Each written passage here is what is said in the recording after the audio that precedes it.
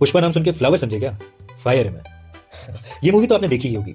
इस मूवी में पुष्पा के फायर की तरह ही एक बर्निंग टॉपिक पे बात की गई है, जो है लाल चंदन, या जिसे हम रेड सैंडल्स के नाम से भी जानते हैं। ये वही लकड़ी है जो आंध्र प्रदेश के घने जंगलों में पाई जाती है और इलीगल स्मगलिंग के जरिए भारत से चाइना, जापान और यूरोप तक जाती है। पर अब इसकी कहानी में एक ट्विस्ट आने वाला है, रियल लाइफ में नहीं, रियल लाइफ में। असल में लास्ट नवंबर 2024 में साइट्स यानी convention on international trade in endangered species of wild fauna and flora ने इंडिया को अपनी review of significant trade list से हटा दिया है। इस लिस्ट में इंडिया 2004 से था। तो इसका मतलब क्या हुआ?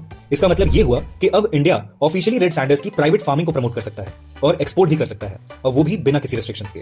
आपको बता दें कि लाल चंदन कोई आम लकड़ी नहीं है, बल्कि बहुत ही हाई क्वालिटी टिम्बर है जो आयुर्वेदिक और यूनानी दवाओं में यूज होती है। साथ ही साथ इसके जो कलरेंट्स हैं वो वाइन और मेडिसिन में भी काम आते हैं। और इसकी सबसे खास बात यह है कि ये सिर्फ भारत में पाई जाती है, वो भी सिर्फ आंध्र प्रदेश के शेषाचलम, वेलिगोंडा, लंकामल्ला और पालाकोंडा हिल रेंजेस में। पर एक आयरनी भी है। आयरनी ये है कि भारत में इसका लोकल मार्केट उतना बड़ा नहीं है जितना कि इसकी इंटरनेशनल डिमांड है। वैसे लाल चंदन हमेशा से ही एक महंगी कमोडिटी रहा है और इसी वजह से 1994 में साइट्स ने इसे अपने अपेंडिक्स 2 की लिस्ट में डाल दिया था, जो ओवर एक्सप्लॉयटेशन से जूझ रही स्पीशीज को प्रोटेक्ट करता है।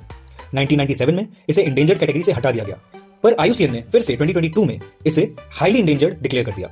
अब तक स्मगलर्स पुअर और लैंडलेस कम्युनिटीज को एक्सप्लॉइट करके लकड़ी कटवाते थे और सिर पर उठवाकर जंगल से बाहर ले जाते थे। अगर बात करें टोटल प्लांटेशन एरिया की, तो भारत में लगभग 3.98 लाख हेक्टेयर्स में लाल चंदन उगाया जाता है।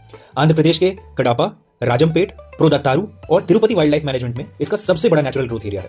लेकिन जंगल में इसे अभी भी कई सारे चैलेंजेस फेस करने पड़ते हैं, जैसे forest fires, illegal cutting, smuggling और डोमेस्टिक कैटल ग्रेजिंग। चलिए अब review of significant trade list या RST लिस्ट के बारे में भी जान लेते हैं। ये साइट्स का एक ट्रैकिंग मैकेनिज्म है जो कि अपेंडिक्स 2 में लिस्टेड सारी स्पीशीज के ट्रेड को मॉनिटर करता है। पहले इंडिया को इलीगल ट्रेडिंग और अपने वीक रेगुलेटरी सिस्टम के चलते इस लिस्ट में डाल दिया गया था, पर अब लगातार 20 साल की कंप्लायंस और रिपोर्टिंग के बाद हमने साइट्स को ये प्रूव करके दिखा दिया है कि हम रिस्पॉन्सिबल ट्रेडिंग कर सकते हैं। इसलिए अब इसकी लीगल प्लांटेशन को ग्रीन लाइट मिल गई है। So as Indians, congratulations to all of us.